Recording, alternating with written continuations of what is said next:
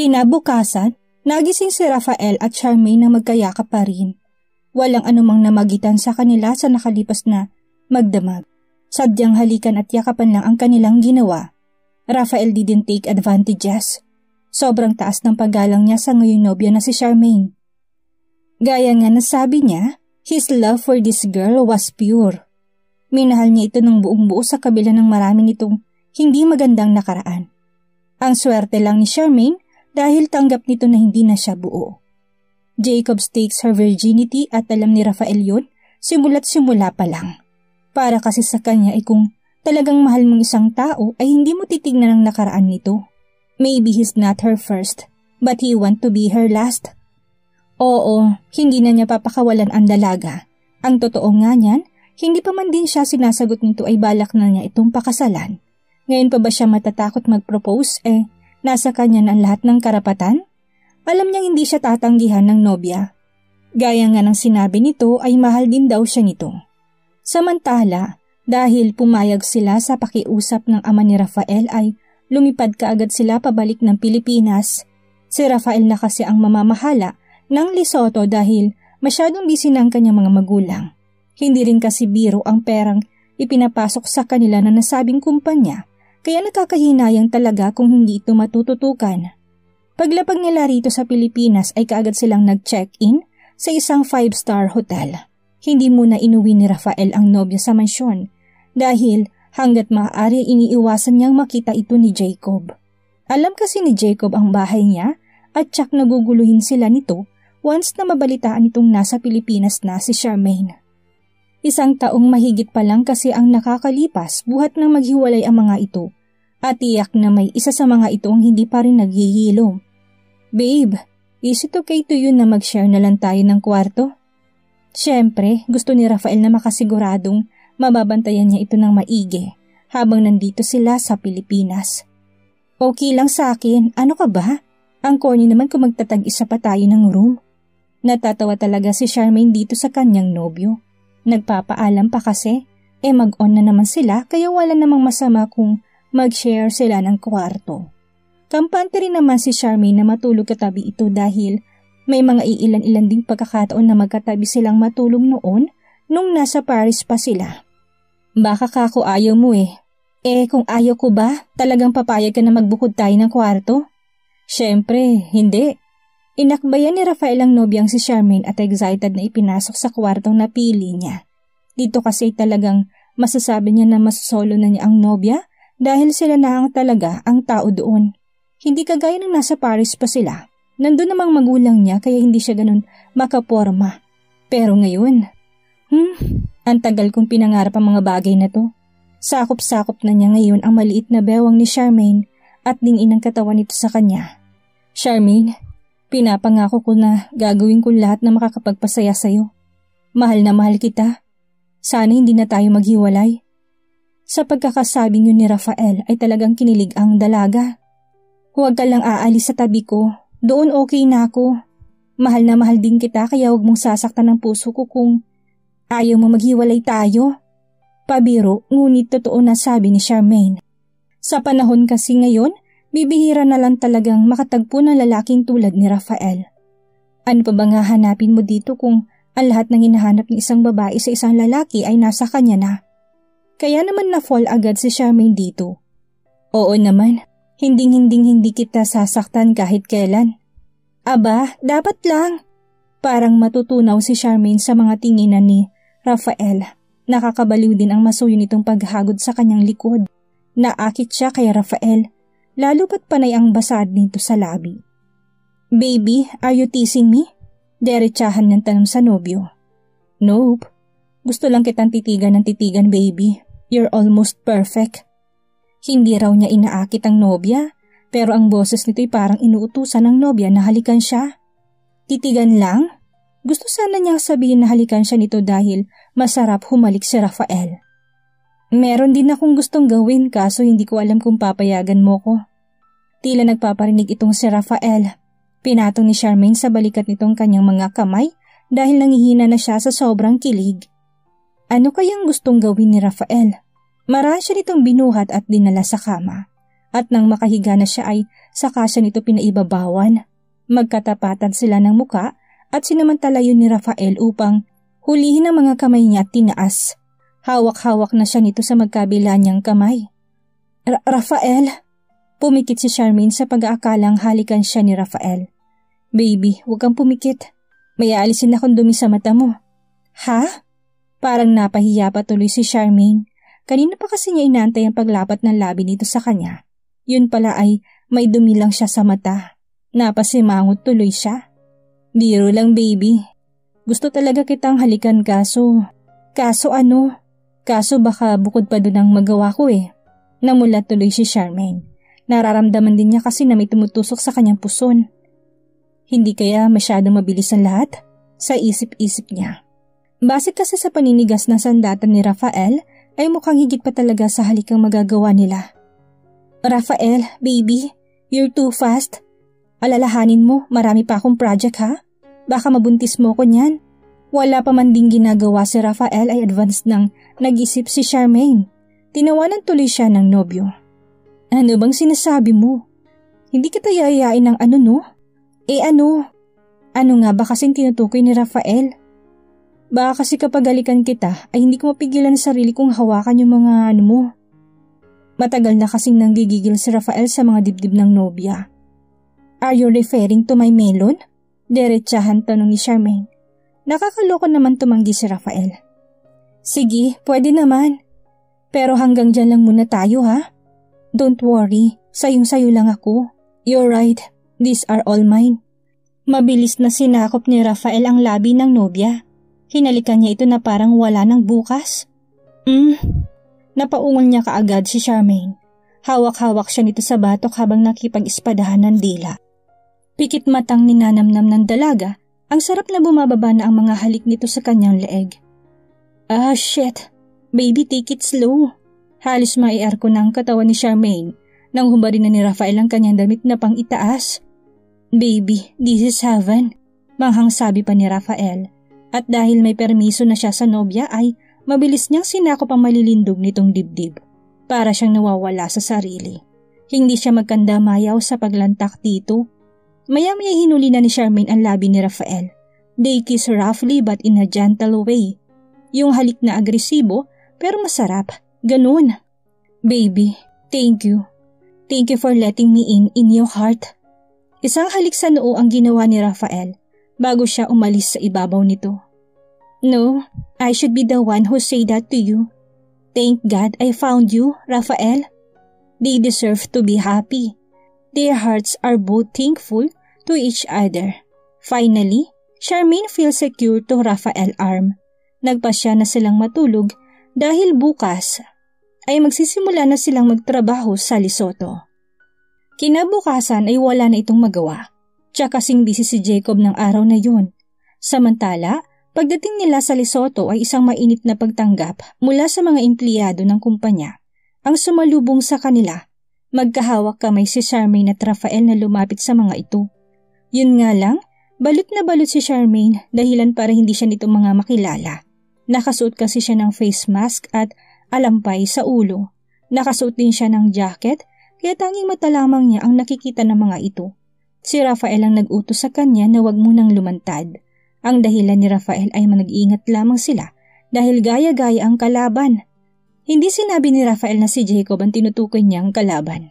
Tanging tango lamang ang nagawa ni Charmaine sa mga tauhan nito at pagkaraan ay nagtungo na kaagad sila sa CEO office, kung saan mag-uopisina si Rafael. Hindi na bago rito ang trabaho ng isang CEO dahil bata pa lang si Rafael ay mulat na siya sa pagnenegosyo. Mukha lang talaga siyang easy-go-lucky pero matinik din siya sa mga pag-iisip gaya ng kanyang mga magulang. Humanda ka, Jacob. Ilulubog kita sa kumunoy. Kung dati petis lang itong si Rafael ay hindi big deal sa kanyang ranking sa sales. Ngayon na iba na. Namimersonal na siya. Gusto niyang maungusan si Jacob dahil gusto niya. Linda, postpone it. I have a new plan. Maotoridad niyang utos sa kanyang sekretarya habang seryosong nakaharap sa computer. Malupit talagang mag-isip itong si Rafael. Pinospone niya muna ang araw ng kanilang launching dahil malakas ang kutob niya na hindi sila sasabayan ni Jacob. Basta nararamdaman niya na may ibang pinaplano si Jacob. Aalamin niya muna ang eksaktong araw ng launching ni Jacob at sila ang sasabay this time. Sir, okay na po. Nasabihan ko na po ang lahat na ilihim muna ang tungkol sa cancellation ng event. Don't worry sir, may binayaran na din po akong tao para mag-tip sa atin kung sinong nakuha nilang modelo. Thanks, siguraduhin mong legit yung source mo. Kailangan nating masiguro kung kailan talagang mismong araw ng launching nila. Kung noon ay inis na inis ang mga taga Lesotho dahil sa pananadya ni Jacob na sabayan sila, pues ngayon ay hindi na. Sila naman ang sasabay ngayon. 3 times na nilang nauungusan ang Luxury J, kaya sinisigurado nila na magiging pang-4 na ngayon. Lalo pat, fresh from Paris pang kanilang modelo. Yes sir, legit yung nakuha kong tao dahil doon nagtatrabaho ang asawa nito. Nga pala sir, may nakuha na po ba kayong modelo? Nagtataka kasi itong si Linda dahil parang wala pang audition na nagaganap. Dati kasi naglalaan talaga sila ng mga 1 buwan upang salaing maigi ang mga nag-o-audition. Linda, may nakuha na ako kaso nasa Mexico pa siya. Bukas pa yung darating. Basta ako nang bahala dun. Mag-focus na lang kayo sa inuutos ko. Okay po sir. Wala talaga siyang balak pagsabihan kung sinong napiling model ng mga magulang niya kahit pa kay Linda na loyal sa kumpanya. Isang utos din na mahigpit niyang binilin kay Linda bago ito tuluyang lumabas. Linda, just one thing. Pakisabihan mo rin ng lahat na mahigpit ko kamong inuutos na bawal na banggitin ang pangalan ng Jacob o ng Luxury J dito sa kumpanya habang nandito pa ako, okay? Opo sir, masusunod po. Good. Samantala, matapos makipag-usap ni Rafael sa kanyang sekretarya ay pinuntahan na niya si Charmaine sa gallery room, kung saan nandoon ang kanilang mga collections. Nadatnan niya itong abala sa pagsusukat ng mga hikaw at singsing. Baby, nandiyan ka na pala. Baby, nandiyan ka na pala. Tingnan mo to, ang cute. Pagtutukoy ni Charmaine sa singsing na gawa sa ginto na puno ng kumikinam na diamante. Baby, you're right. That's cute but you are much cutie than that. Hinawakan ni Rafael ang kamay ng nobya at saka hinalikan. Baby, that ring is a ₱1 million ring. Tama ka, maganda nga siya. Na-late ka lang ng dating kaya hindi nakita ng mga taong pagkita ang worth niya. Yung singsing kasi na yon ay ang singsing na nilaunch ng Lesotho nung panahong sinuot ni Charmaine ang I See Her necklace. Nilangaw ang sales ng Lesotho dahil mas nagustuhan ng tao ang creation ni Jacob noon dahil nagustuhan din ng mga tao si Charmaine. Yung araw din na yon ang unang kita ni Rafael sa dalaga. Agad siyang nabighani dito kung kaya lihim niya itong in-stock at nang malaman niyang papasok ito sa driving school ay kaagad na siyang nag-enroll. Kahit pa, marunong naman na siyang magmaneho. Doon siya nagkaroon ng pagkakataon na mapalapit sa dalaga at heto, nagtagumpay na nga siya. Siya na ngayon ang nagmamay-ari ng puso ni Charmaine.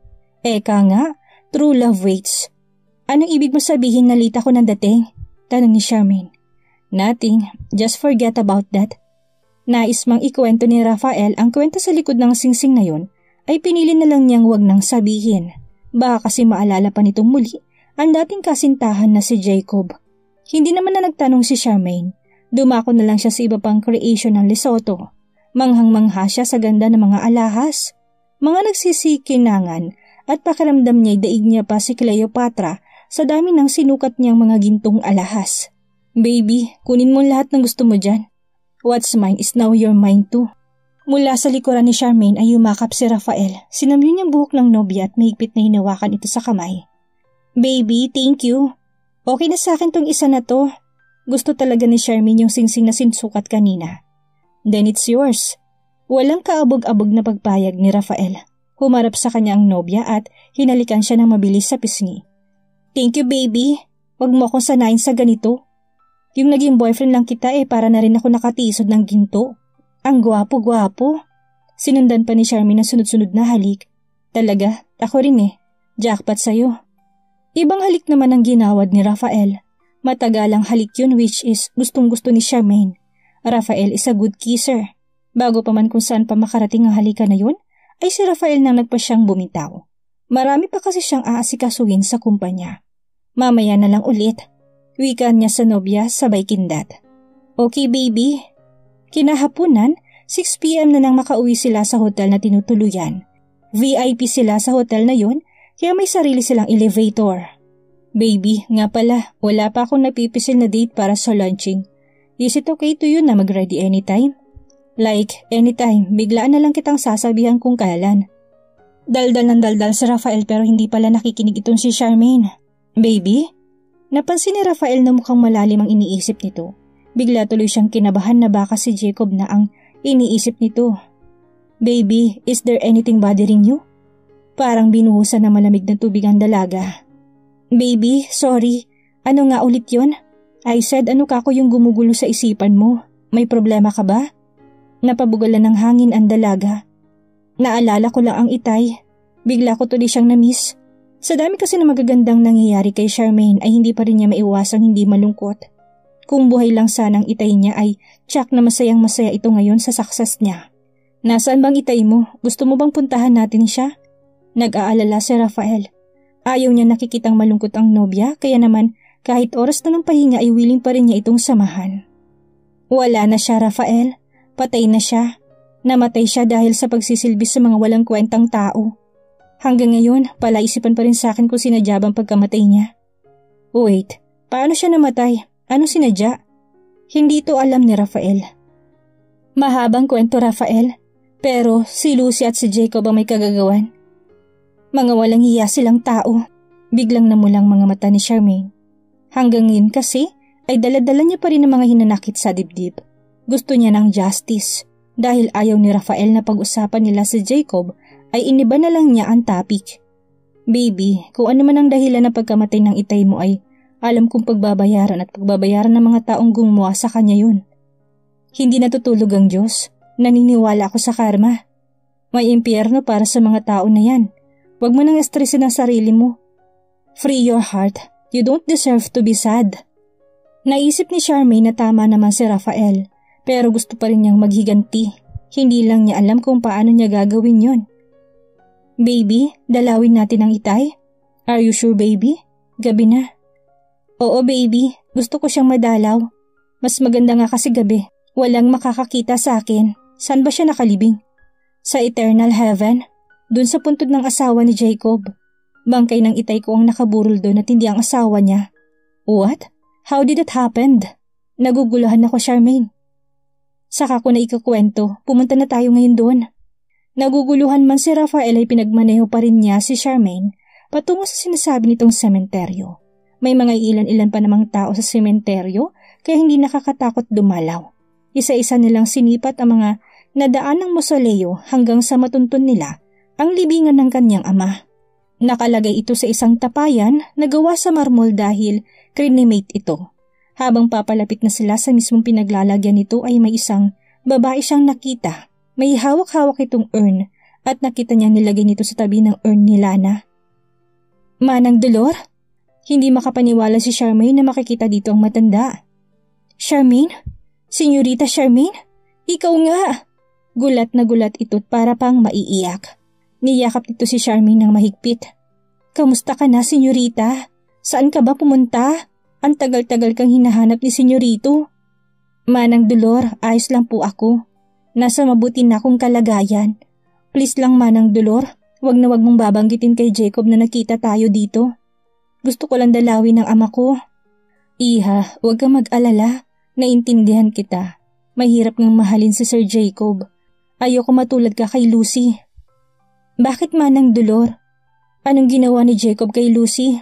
Ang alam kasi ni Charmaine ay buhay pa itong si Lucy. OMG! Biglang napatakip siya ng bibig. Nabasa niya kasi ang pangalan na nakasulat sa tapayan. It's Lucy's name. Dito na napaluhod ang matanda. Iha, wala na si Lucy. Patay na siya.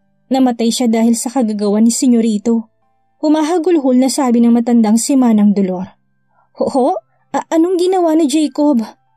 Muntik nang mawala ng balanse si Charmaine. Mabuti na lamang at agad siyang nasapo ni Rafael. Dinala siya sa mental ni Senyorito, kahit hindi naman siya baliw. Ewan ko, sa tagal niya doon ay nabaliw na rin siguro. Namatay siya dahil nawala na siya sa sarili. Nasagasaan siya. Panay ang iyak ng matanda. Walang puso sa Senyorito, ni hindi man lang niya inilibing man lang ang dating asawa. Napailing si Rafael sa kanyang mga narinig. Inalalayan niya ng husto ang nobya dahil nanghihina na rin ito sa mga natuklasan. Eto na siguro ang karmang sinasabi niya. Mananagot at mananagot ang mga may kasalanan sa pagkamatay ng itay ni Charmaine. Samantala, hindi naman kinatuwa ni Charmaine ang nalaman. Oo, gusto niya makamit ang hustisya pero hindi sa ganitong paraan. Tama lang talagang umalis siya sa poder ni Jacob. Kung hindi kasi ay malamang na sumunod na siya kay Lucy. Ibang klase palang magalit si Jacob. Nakakatakot ang ugali nito. Manang dolor, nakakalungkot pong malaman ang sinapit ni Lucy. Sana po'y manatiling sikreto na lang na nakita tayo. Tsak na hindi rin ako patatahimikin ni Jacob kapag nalaman niya nandito ako. Makakaasa ka, senyorita. Mahal kita, senyorita, at hindi ako papayag na matulad ka kay Lucy. Hindi na rin nagtagal ang matanda. Nagpaalam na din ito kaagad sa kanya. Silang dalawa na lang ni Rafael ang naiwan sa mausoleo. Itay, sana po mapayapa na po kayo dyan sa kabilang buhay. Wala na po si Lucy at pinapatawad ko na po siya. Matapos nilang magsindi ng kandila ay nagmamadali na rin silang umalis. Sa kotse ay pilit na pinapagaan ni Rafael ang loob ng nobya. Baby, I don't know how to make you feel better but I'd like you to know that I am here. I will never leave you. Hindi ako katulad ni Jacob. Jacob points of view. Bakit wala pa kayong binibigay na information about Lesotho? Shit! Date lang ang hinihingi ko sa inyo, hindi nyo pa masabi. Nagtatrabaho ba talaga kayo? Gusto ko kasing wag muna silang sabayan this time. Gusto ko silang paunahin. 3 times na ako nagiging pangalawa sa kanila at hindi ma-afford ng pride ko kung aapatin pa nila. I should do something. Ako na lang ang mag-iimbestiga. Isa pa, gusto ko ring makilala kung sino ba talaga ang tao sa likod ng Lesotho. Sir, wala pa rin daw po kasing pinalalabas na date ang Lesotho. Basta ang sabi, this month daw pero wala pang exact date, sir.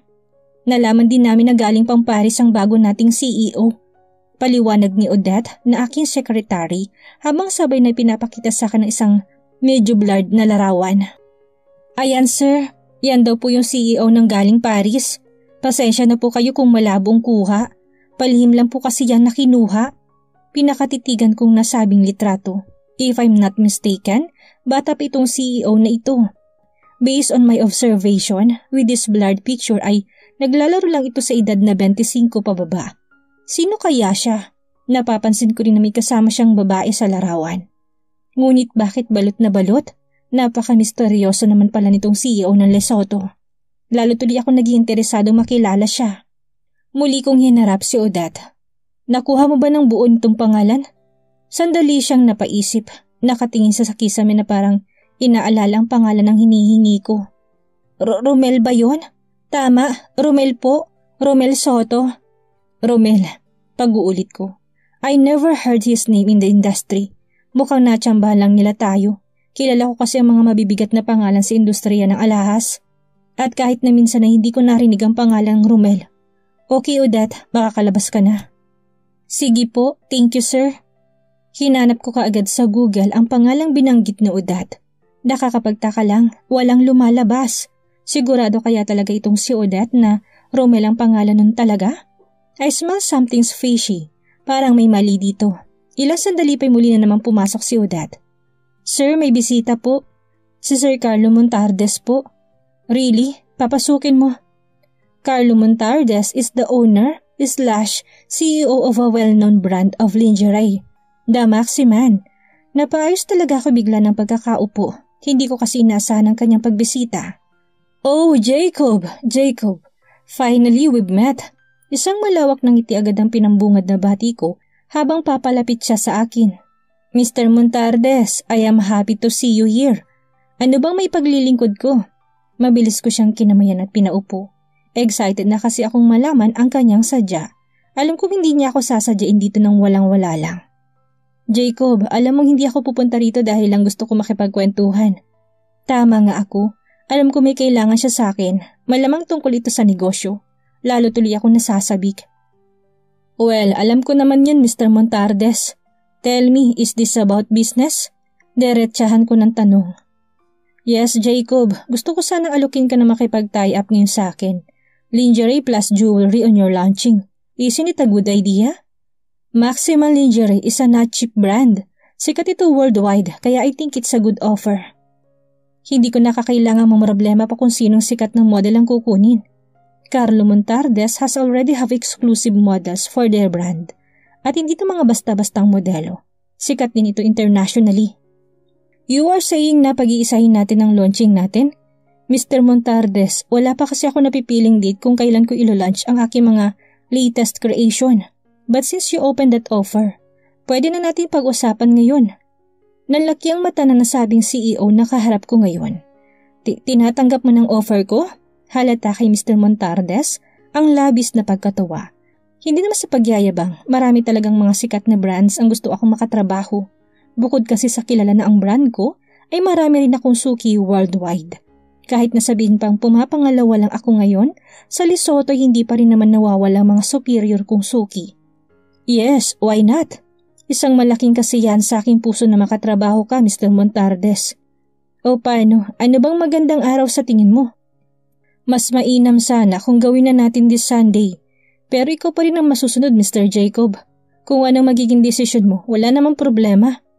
I'm okay on Sunday. Yes, sa linggo na natin ganapin. Nagbago ng isip ko. Hindi ko napapaunahin ang Lesotho. Bahala na sila kung kailan nila balak mag-lunch. Hindi naman ako kinakabahan sa kanila. Ang pagiging number 1 lang naman ang issue dito. Ngayon, kampanting-kampante na ako. Tsak na babalik na ako sa dati.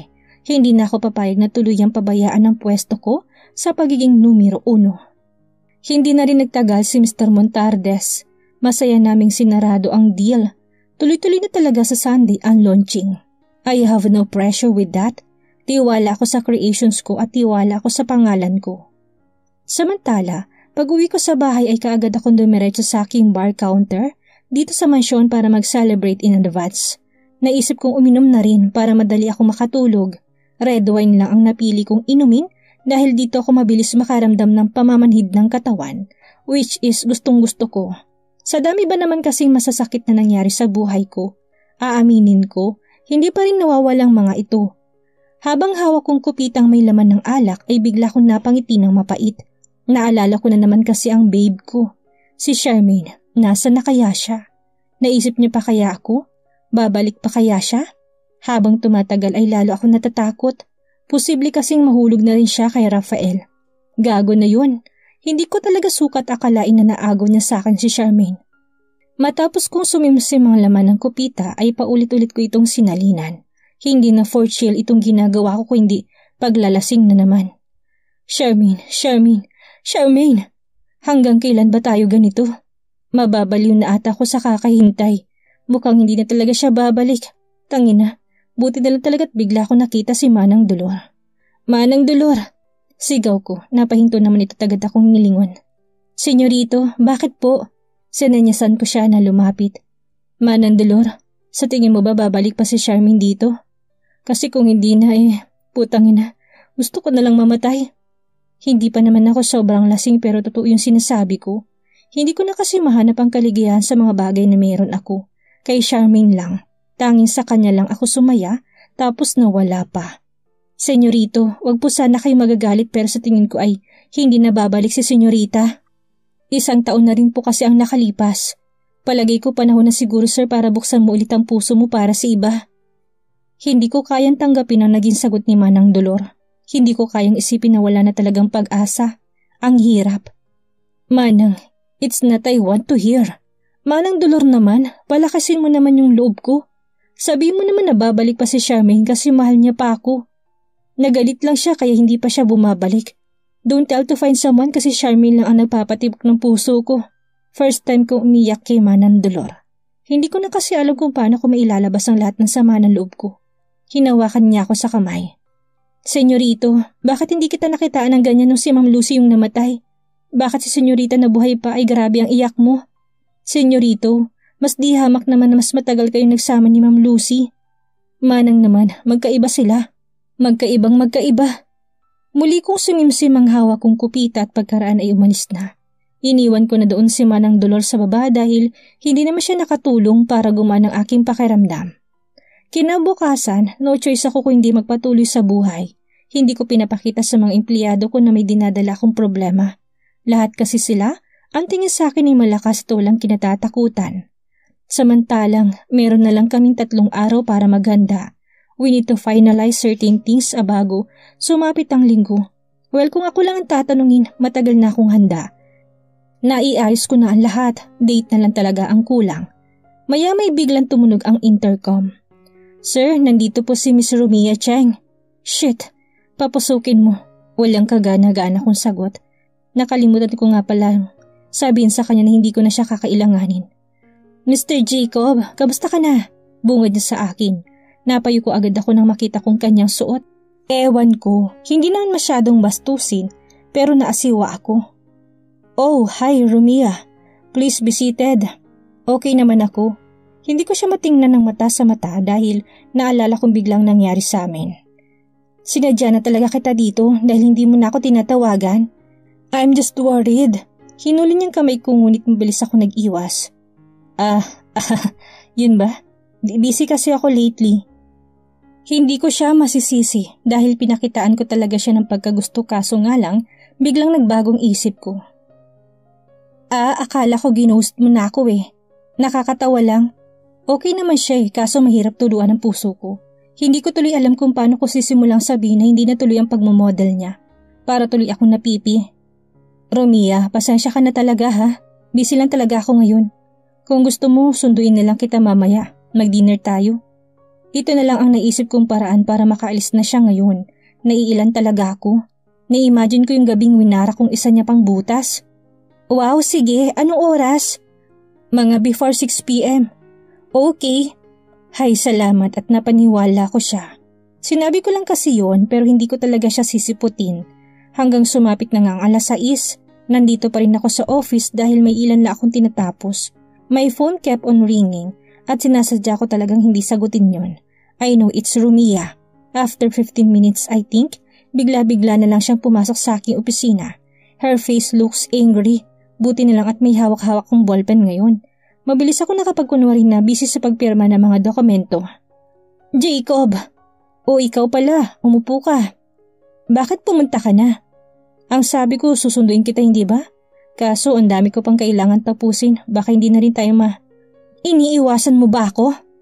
No, hindi. Bakit mo naman nasabi yan?